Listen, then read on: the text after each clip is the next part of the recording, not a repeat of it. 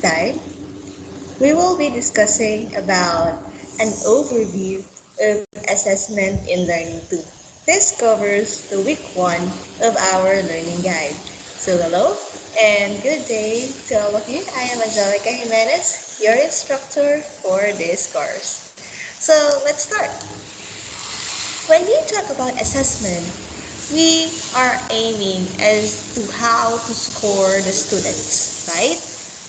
In this way, we have to make sure that the assessment we are doing has a good quality. That's why we have this high quality assessment in retrospect. We will be discussing about the 5 things we have to remember in order for us to achieve this high quality assessment. So what are the things that we have to consider? First is the purpose.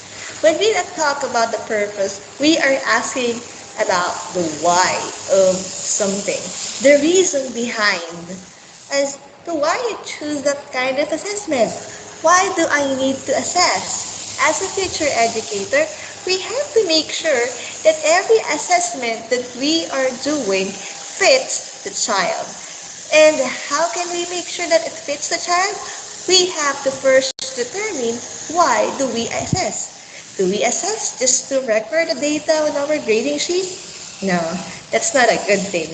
We assess because we wanted to see if the student has the mastery of what we taught to them. And here, when we design the assessment, the reason why we have to determine the scores of each of the students will play a big role. It will be the initial stage in order for you to have this kind of assessment. So first, remember this one. Ask yourself, what is my main reason why I conduct this kind of assessment? Number 2, we have here the targets. Here, we are no longer be focusing on the reason, but with the thing about what. A while ago, with the purpose, we are aiming for the why. But this time, we are aiming for the what. What do I need to assess? Okay? If you have the reason, then you have to determine what should you target in terms of assessing.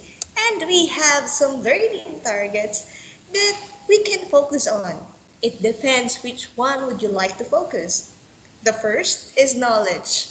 It is the student's mastery of content. Back in the days, what they say about the mastery of the content is more of the memorization. But now, we are in the 21st centuries. We are in the 21st century age. That is why the memorization is not that encouraged during this time. Okay, the knowledge is more of remembering even in a long span of time. Remember, there is no knowledge if it's not retained. Second is the reasoning. It is the student's ability to use their knowledge. The students already have the knowledge of what you taught to them.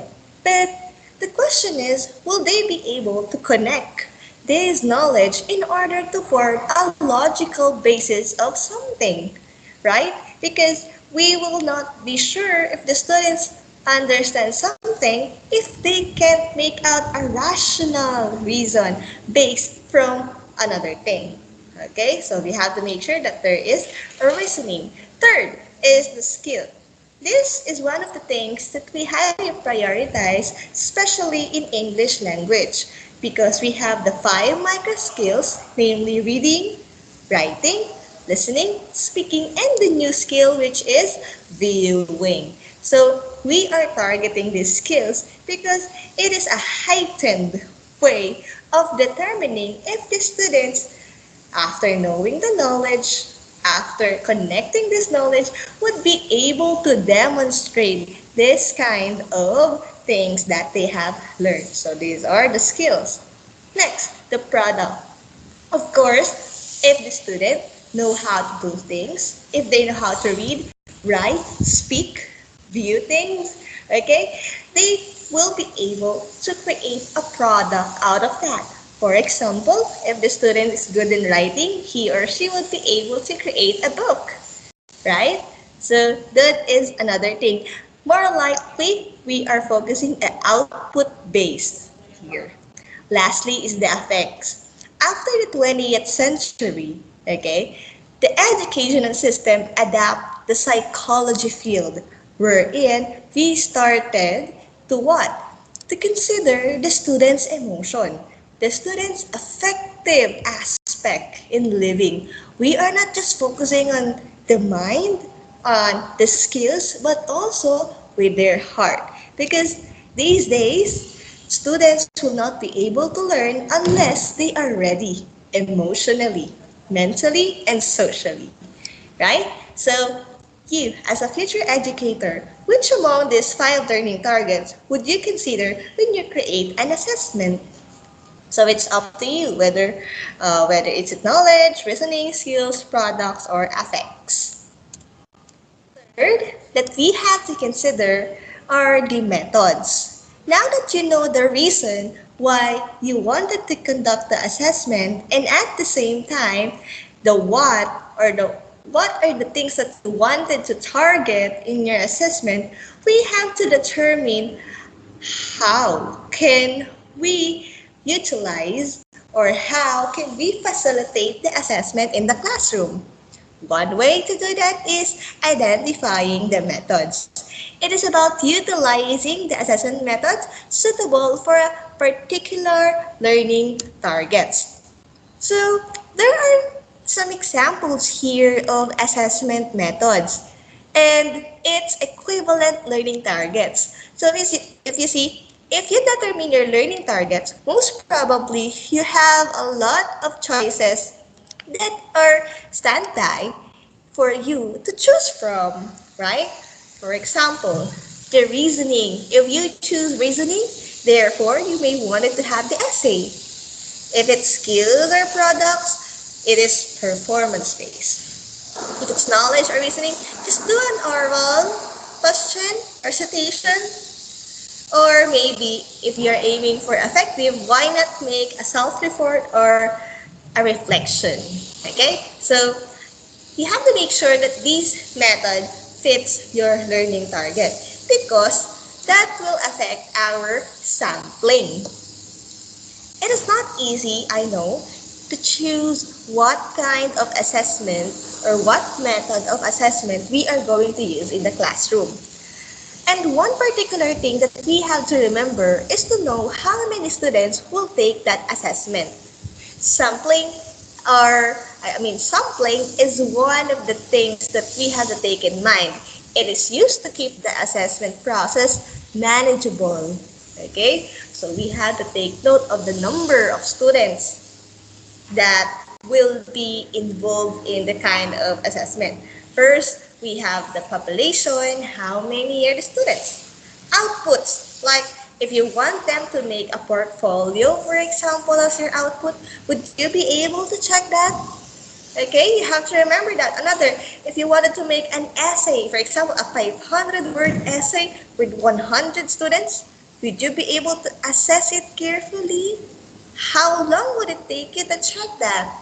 Okay, so these are also the things that we have to take in mind when we choose that kind of assessment.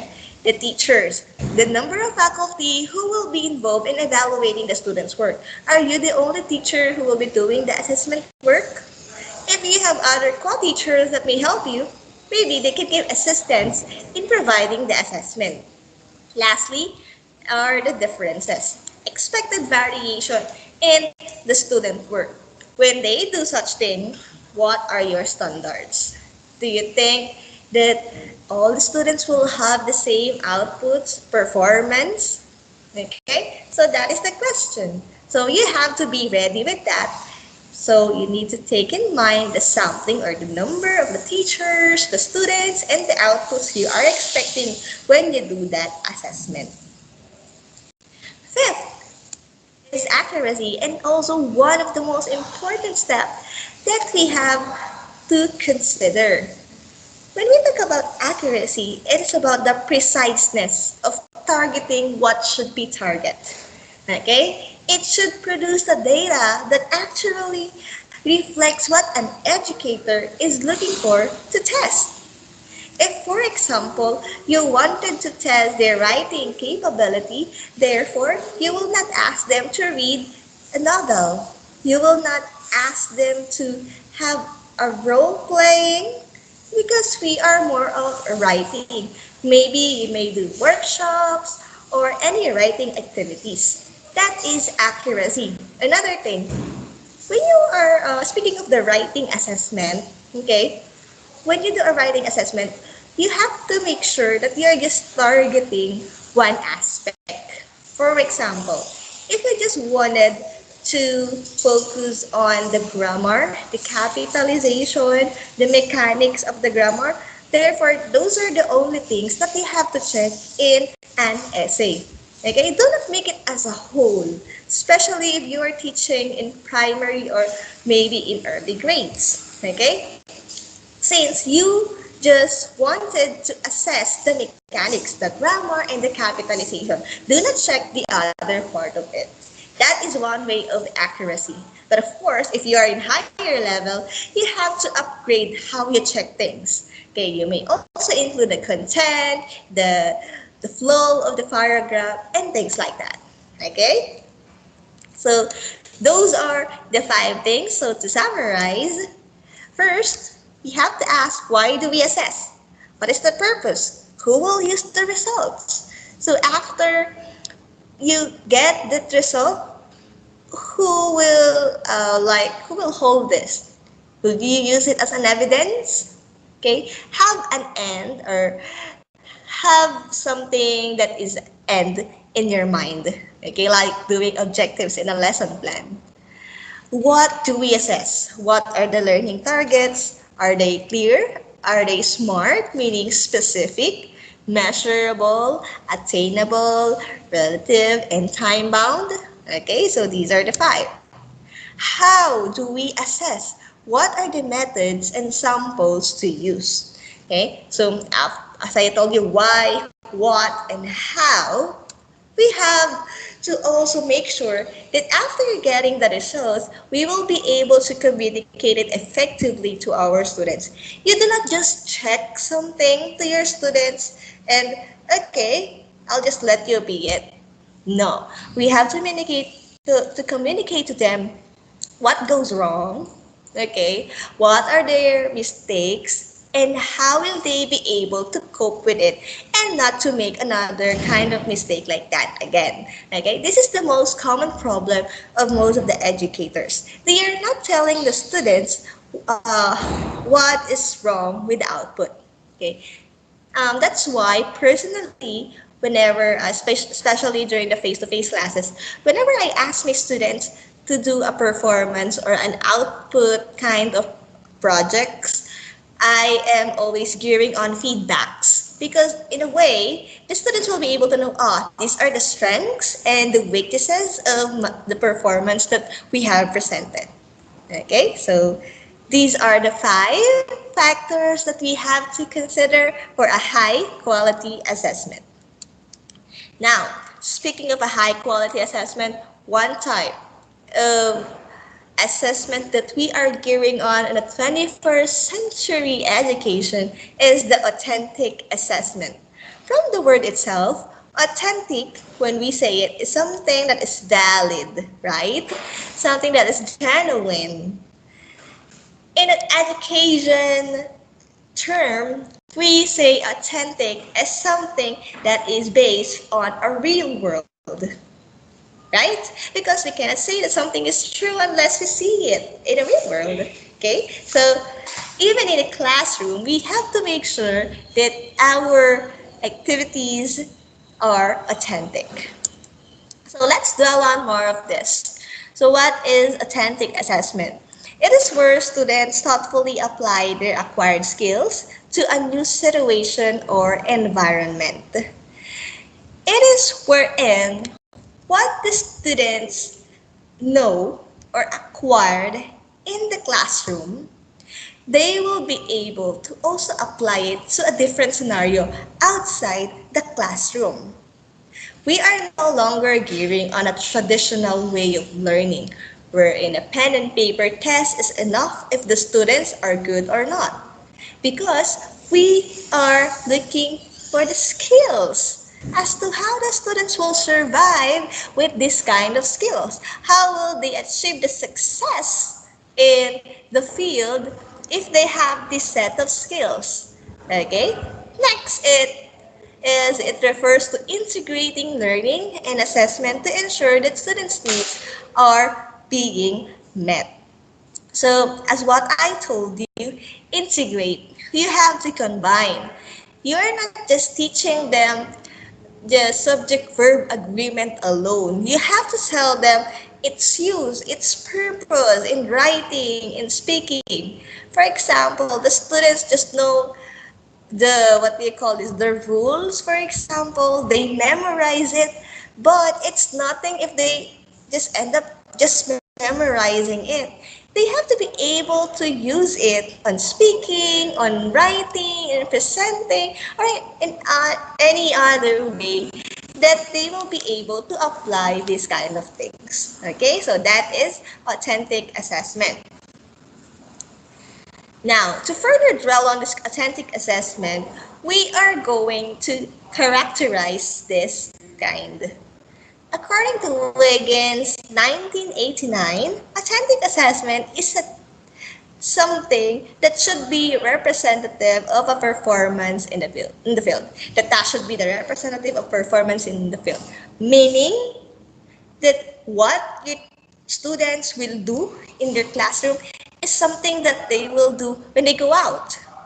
What is one example of this?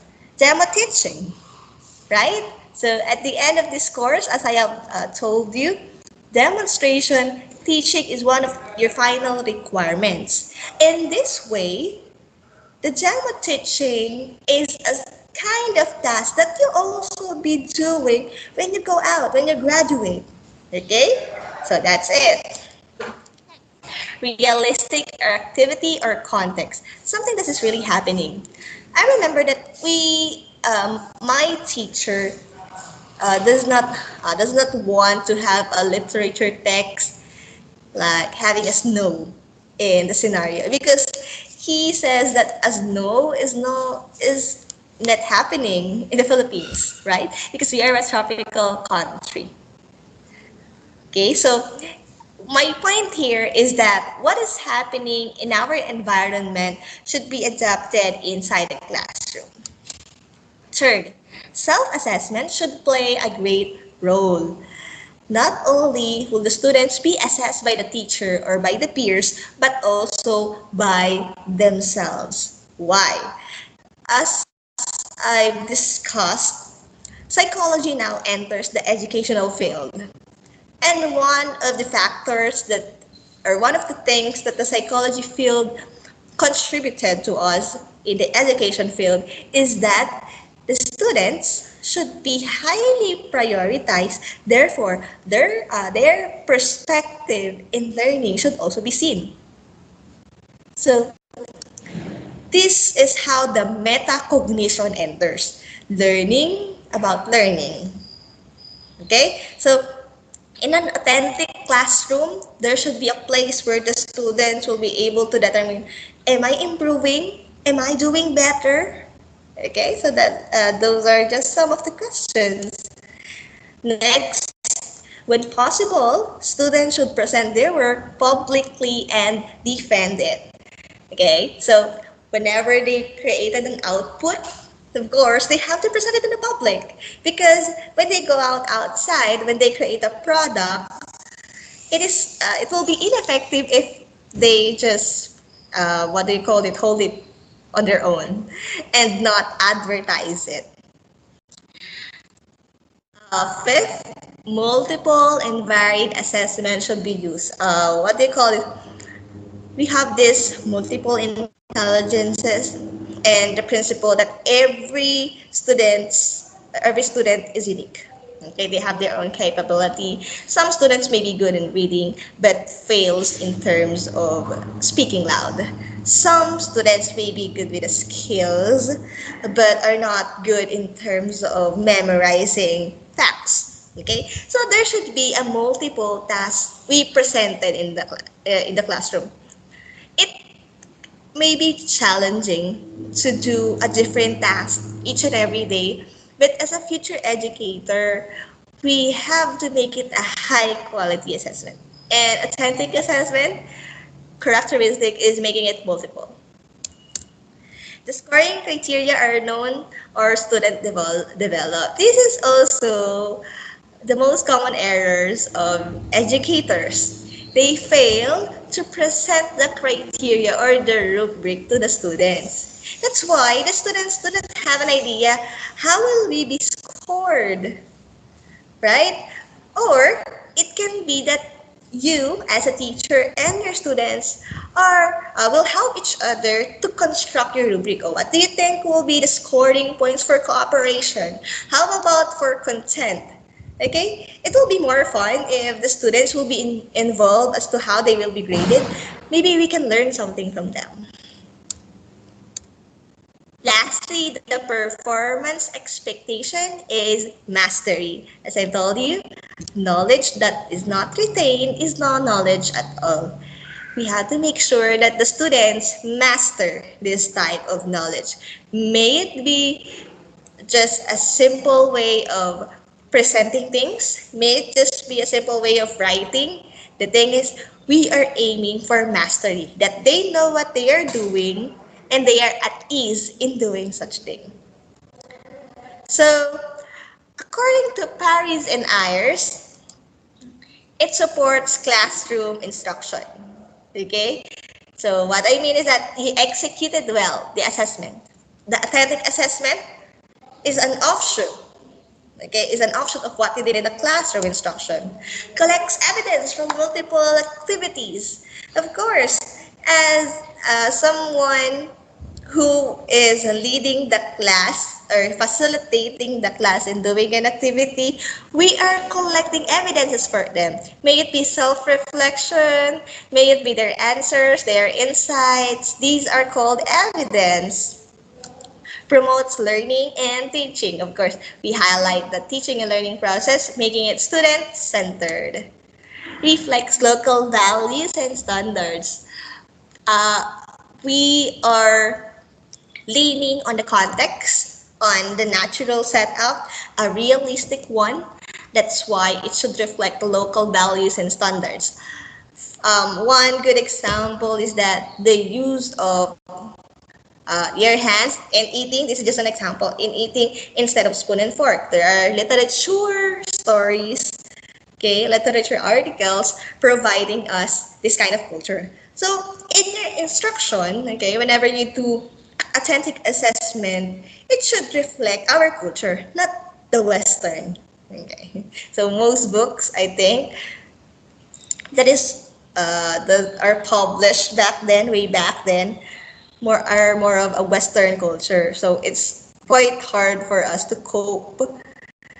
But you, as a future educators, I am expecting that somehow you will involve the local values and standards of our society. Next is the task is performance based. Of course, when we go out, we are action filled. So the output will be for performance. The assessment is formative. It highlights formative, not summative. When we talk about the formative, it is on process and it is not more of a product, more of the process of how the students will able to learn. So that's it. In authentic assessment, we are not just looking at the end, we are looking at the progress as to how the students will be able to learn. So that is authentic assessment. So these are the principles to sum it all up. Use range of tools like multiple activities to access learning. So we do not just dwell on the paper and pencil pen. We also use now PowerPoint presentation, Kahoot, Google Meet, and a lot or a varied tools we can do. Multiple roles and perspective, right? Like he asked them to become a teacher. He asked them to become a future nurse, an engineer. So those are authentic assessment. Reflective, as I've told you, self-assessment is important. Lead students to create collaborative knowledge. So humans are naturally born to become socialized to each other. Okay? No human can live alone. And when they go outside, they want it or not, they have to talk to people. If they do not talk to people, nothing can happen. Okay, so we have to practice our students as to how to share ideas, as to how we are going or asking them to provide information in a good manner, in a good way that is not offending or how do you call this, intimidating. Fifth is may use relevant real-world example. I told you it is context-based. Lastly, may require an application of learned concepts or skills. After knowing the knowledge, after having the skills, will they be able to apply it in the real world? Authentic assessment aims that the students will be able to apply all the things that they did inside the classroom outside. Okay, so those are the principles and the characteristics of authentic assessment. To end, I just wanted you to present this kind of picture. Okay? So this picture presents to us a man asking the monkey, the bird, the penguin, the elephant, the fish. This one is a lion, I think. So he's asking all of them to take the same exam, to please climb the tree. My question is that, do you think that this person is doing an authentic assessment? Why or why not? Is it a yes or a no? Why or why not? I wanted to hear your answers regarding this. You can comment it down or maybe you can chat me according to your answers with this one. This will serve as your assessment for this video. Thank you so much and I hope you learned something. If you have any questions, concerns, or clarifications, you can just email or comment it down. Thank you and bye. Have a good day.